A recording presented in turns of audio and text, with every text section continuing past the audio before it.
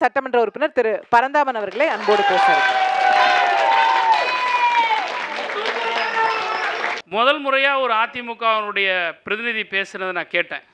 ரொம்ப அழகாக பேசினார், சிறப்பாக பேசினார். இது வரைக்கும் அதிமுகவில் இருக்கக்கூடியவங்க கூட இந்த அளவுக்கு கருத்தோடு பேசலை. விவசாயிகளை பற்றி ரொம்ப வருத்தப்பட்டு பேசினார். நெல்மணிகள் எல்லாம் முளைத்திருக்கிறதே, எங்களுடைய குடிமராமத்து பணியை எடப்பாடி நாயகர் அவர்கள் வந்து ஊர் ஊராக போய் நெல்மணிகள்லாம் எடுத்து பார்த்தாரு அப்படின்னு ரொம்ப வருத்தப்பட்டார். 3 வேளாண் சட்டங்களை கையெழுத்து போட்டு ஆதரவு சொன்ன அதிமுக எல்லாம் விவசாயிகளை பற்றி பேசுகிறாங்கன்ற போது முதல்ல நீலிக்கண்ணீர் வெடித்த ஒரு கதை தான் ஞாபகத்துக்கு வருது. ரெண்டாவது வந்து 69% இடஒதுக்கீடை வந்து நாங்கள் தான் வந்து நிலைநாட்டணும்னு சொல்கிறாங்க. 69% இடஒதுக்கீட்டை சட்டமாக்கியவர் முத்தமிழறிஞர் தலைவர் கலைஞர்.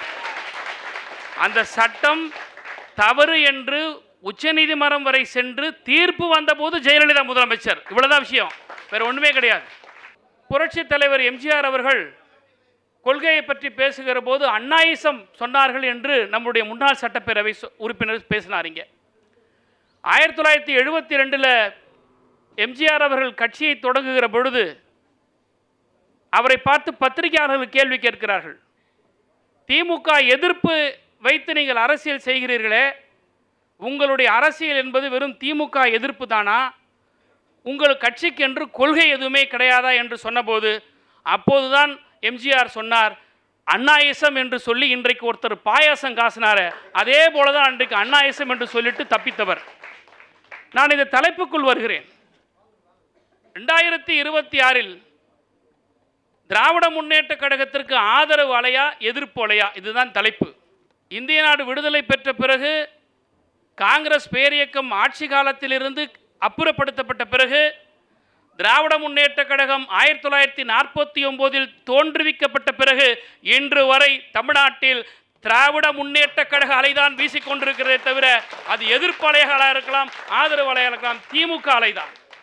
தோற்றுவிக்கப்பட்ட காலத்திலிருந்து இன்று வரை தேர்தலில் சின்னத்தையும் கட்சியினுடைய பெயரையும் கூட மாற்றிக்கொள்ளாத ஒரே இயக்கம் திராவிட முன்னேற்ற கழகம் மட்டும்தான். எமர்ஜென்சியின் போது இந்திரா காந்தியினுடைய அடக்குமுறைக்கு ஆட்பட்டு அண்ணா திராவிட முன்னேற்ற கழகத்தை அகில இந்திய அண்ணா திராவிட முன்னேற்ற கழகம் என்று பெயர் மாற்றிக் கொண்டவர்கள் தான் அதிமுக காரர்கள். காலத்துக்கு ஏற்றாற்போல் பெயரை மாற்றிக்கொள்வதும், காலத்துக்கு ஏற்றாற்போல் கூட்டணியை மாற்றிக்கொள்வதும், காலத்துக்கு ஏற்றாற்போல் கொள்கையை மாற்றிக்கொள்வதும் அதிமுகவுக்கு தான் கைவந்த கலையை தவிர திராவிட முன்னேற்ற கழகத்திற்கு அது கிடையவே கிடையாது. அதாவது இடஒதுக்கீட்டை பற்றி அதிமுக பேசுகிறாங்கன்னு போது ரொம்ப வேதனையாக இருக்குது. அதாவது தமிழ்நாட்டிலேயே முதல்ல இடபிள்யூஎஸ் கோட்டாவை கொண்டு வந்து அறிமுகப்படுத்தினவர் எம்ஜிஆர் தான்.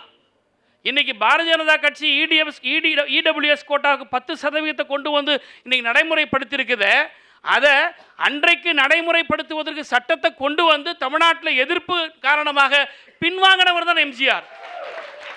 இங்கே வந்து நீங்கள் வந்து உங்களுடைய திட்டங்களெல்லாம் நீங்கள் வந்து நிறைவேற்றி இருக்கிறீங்களா, நான் வந்து விடியல் எங்கே அப்படின்னு நான் ஒரு புத்தகத்தையே கொடுக்குறேன் அப்படின்னு அண்ணன் பாலு சொன்னார்.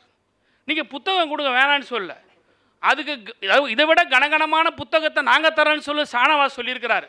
நான் அது கூட சொல்லலை. நான் ஒன்றே ஒன்று, நீங்கள் கூட்டணி இருக்கிற பாஜக கட்சி ஆட்சி செய்கிற இந்த இந்தியாவில் தமிழ்நாட்டுக்கு என்னத்தை செஞ்சுதுன்னு ஒரு புத்தகம் போடுறீங்களா? தமிழ்நாட்டுக்கு பாரதிய ஜனதா கட்சி என்ன செஞ்சது உங்களால் சொல்ல முடியுமா? இன்னைக்கு ஊழலை பற்றி பேசுகிறார்கள், ப்ராப்பர்ட்டி டேக்ஸை பற்றி பேசுகிறாங்க. இங்கே இருக்கிறவங்கலாம் ப்ராப்பர்ட்டி டேக்ஸ் யார் சார் உயர்த்துறது?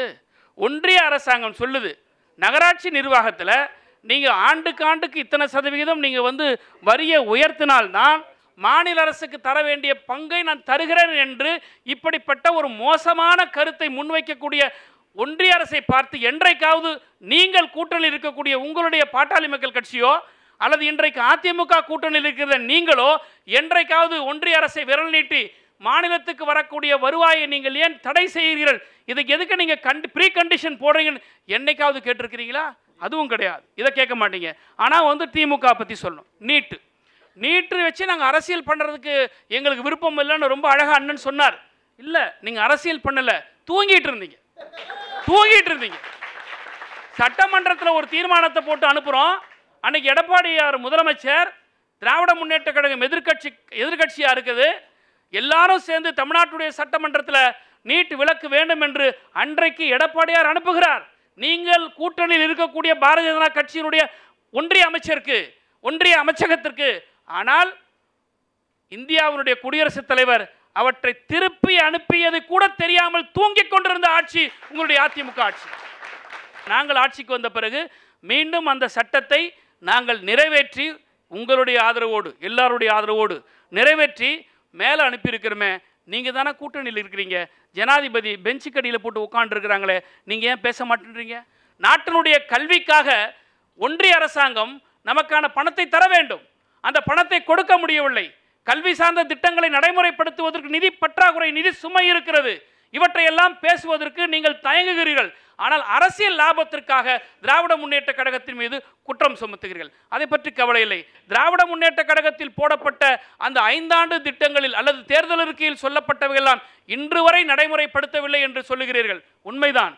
எங்கள் தலைவர் வார்த்தைக்கு வார்த்தை அரசு நிகழ்ச்சிகள் பேசுவதெல்லாம் நான் போடுகிற திட்டங்கள் வெறும் 5 ஆண்டுக்கானதுக்கல்ல, அடுத்த தலைமுறைக்கான திட்டம் என்கின்ற பொழுது திராவிட மாடல் ஆட்சி என்பது இன்னும் 5 ஆண்டுகளை கடந்து இருக்க போகிறது என்பதற்கான ஒரு அத்தாட்சி. தேர்தல் அறிக்கையிலே நாங்கள் சொன்னவைகளாம் நிறைவேற்றப்படவில்லை என்று நீங்கள் பொத்தாம் பொதுவாக சொல்லுகிறீர்கள். இன்றைக்கு தமிழ்நாட்டினுடைய தனி மனிதனுடைய வருவாய் எவ்வளவு? 1,04,000 ரூபாயாக இருந்தது எப்பொழுது? எடப்பாடி பழனிசாமி அவர்கள் நாட்டுடைய முதலமைச்சராக இருந்த பொழுது. ஆனால் இந்த 4 ஆண்டு காலத்தில் திராவிட முன்னேற்ற கழகம் ஆட்சிக்கு வந்த பிறகு தனி மனிதனுடைய வருவாய் 50,000 அதோடு சேர்ந்து இன்றைக்கு இந்திய சராசரியில், தேசிய அளவில், நேஷனல் ஆவரேஜ் ஒரு தனி மனித வருமானம் என்பது 1,40,000 ரூபாய் தான். ஆனால் தமிழ்நாட்டில் இருக்கக்கூடிய எல்லாருடைய தனி வருமானம் என்பது 1,96,000 ரூபாய். இந்த உயர்வை காட்டியிருக்கிறது என்று சொன்னால் தேர்தல் அறிக்கையில் சொல்லப்பட்ட திட்டங்களை நடைமுறைப்படுத்தாமல் எப்படி வர முடியும்? இதையெல்லாம் நீங்கள் பார்க்க வேண்டும். இன்னைக்கு என்னமோ இலவசங்களை அள்ளி கொடுக்குறாங்க, 1000 ரூபாய் கொடுத்துட்டா ஓட்டு போட்டுருவாங்களா அப்படின்னு சொல்றாங்க. 1000 ரூபாய் கொடுக்கறது ஓட்டுக்காக அல்ல, எங்களுடைய தாய்மார்களுடைய பொருளாதாரத்து நிலையை மேம்படுத்துவதற்காக. புதுமை பெண் திட்டத்தை கொடுப்பது நாங்கள் ஓட்டுக்காக அல்ல, எங்களுடைய தமிழ்நாட்டுடைய பெண் பிள்ளைகள் கல்வி மேம்பட என்பதற்காக. தமிழ் புதல்வன் திட்டத்தை 1000 ரூபாய் கொடுக்கிறேன் என்று சொல்லுகிறோமே, எங்களுடைய இளைஞர்களுடைய வாக்குகளுக்காக அல்ல, இளைஞர்களுடைய எதிர்காலத்துடைய மேன்மைக்காக. இன்றைக்கு எஸ்ஐஆர் நாடு முழுவதும் நடைமுறைப்படுத்தப்படுகிற பொழுது எந்த கட்சி சார் வாய் திறந்து பேசுது? தமிழ்நாட்டில் திமுக மட்டும்தான் பேசுது. ஓட்டுக்காக திமுக பேசுதுன்னா, ஆனால் உங்களுக்கு ஓட்டை போடக்கூடிய திமுக காரனுக்காக மட்டும் திமுக பேசவில்லை. ஓட்டு போட்டாலும் போடாவிட்டாலும் எல்லா வாக்காளர்களும் அவர்களுக்கான அடிப்படை உரிமையை பறிக்க கூடாது என்று குரல் கொடுத்த தலைவன் என்னுடைய தலைவன் அண்ணன் தளபதி. ஆனால் எஸ்ஐஆரை எதிர்க்கிறோம், ஆனால் நாங்கள் பனையூரில் படுத்துக்கிட்டு இருப்போம். எஸ்ஐஆரை எதிர்க்கிறோம், அனைத்து கட்சி கூட்டத்துக்கு வரமாட்டோம். எஸ்ஐஆரை எதிர்க்கிறோம், ஆனால் நாங்கள் பிஜேபியை நாங்கள் எதிர்க்க மாட்டோம். ஏன்னா நாங்கள் கூட்டணி இருக்கோம், அதிமுக கூட்டணி இருக்கிறோம். எஸ்ஐஆரை எதிர்க்கிறோம், பிஜேபியை கண்டித்து நீங்கள் யாரும் போராட்டம் நடத்த பாருங்க. பாமக இன்றைக்கு யார் நாடகம் ஆடுகிறார்கள்? பீகார் தேர்தலை நாம் இன்றைக்கு எதிர்நோக்கி கொண்டிருக்கிறோம். நேற்றைக்கு அமித்ஷா பீகார் பரப்புரையில் சொல்லுகிறார், நாங்கள் மாவட்டத்திற்கு ஒரு மருத்துவக் கல்லூரியை கொண்டு வருகிறோம், மாவட்டத்துக்கு ஒரு பொறியியல் கல்லூரியை கொண்டு வருகிறோம் என்று பீகார் தேர்தலுக்கு நேற்றைக்கு முன்தினம் அமித்ஷா சொல்லுகிறார். ஆனால் மாவட்டத்துக்கு ஒரு மருத்துவக் கல்லூரி 30 ஆண்டுகள் முன்பு கொண்டு வந்து நிறைவேற்றியவர் முத்தமிழறிஞர் தலைவர் கலைஞர். மாவட்டத்துக்கு ஒரு பொறியியல் கல்லூரியை கொண்டு வந்து சாதித்தவர் கலைஞர். ஏன் இன்றைக்கு இந்திய பிரதமர் நரேந்திர மோடி 2030ஆம் ஆண்டுகள் போது இந்தியாவில் இருக்கக்கூடிய பெண் கல்வி 50% இருக்க வேண்டும் என்று சொல்கிறார். ஆனால் தமிழ்நாட்டினுடைய பெண் உயர்கல்வி என்பது இன்றைக்கு 52% உயர்ந்திருக்கிறது என்று சொன்னால் நீங்கள் குற்றம் சுமத்துகிற திராவிட மாடல் ஆட்சியில் நடைபெற்ற விஷயங்கள் தான். திராவிட முன்னேற்ற கழகத்திற்கும் அதிமுகவுக்கும் அரசியல் கருத்து மாறுபாடுதனை தவிர அதிமுகவுக்கு ஒரு கொள்கை புண்ணாக்கும் ஒன்றும் கிடையாது. அதிமுக என்பது திமுகவின் எதிர்ப்பில் உருவாக்கப்பட்ட இயக்கம்தான். தமிழ்நாட்டில் இன்றைக்கு திராவிட முன்னேற்ற கழகத்தை அடுத்து தோற்றுவிக்கப்பட்ட எந்த இயக்கத்திற்கும் கொள்கை கிடையாது. ஒரே ஒரு கொள்கை தான் திமுக எதிர்ப்பு கொள்கை. அப்ப திமுக எதிர்ப்பு கொள்கை என்று சொன்னால் திமுக கருத்தில் பலமாக இருக்கிறது. திமுக கொள்கையில் நிலையாக இருக்கிறது. அப்போ திமுக ஒன்றுதான் தமிழ்நாட்டிற்கான ஒரு அரணாக இருக்கிறது என்கிற பொழுது உங்கள் தலைப்பே எங்களுடைய வெற்றியை நிர்ணயித்திருக்கிறது. 26 திமுக ஆதரவா திமுக எதிர்ப்பா அல்ல, 26 திமுக அலை அண்ணன் ஸ்டாலின் அலை என்று சொல்லி வாய்ப்புக்கு நன்றி பாட்டி விடைபெறுகிறேன். வணக்கம்.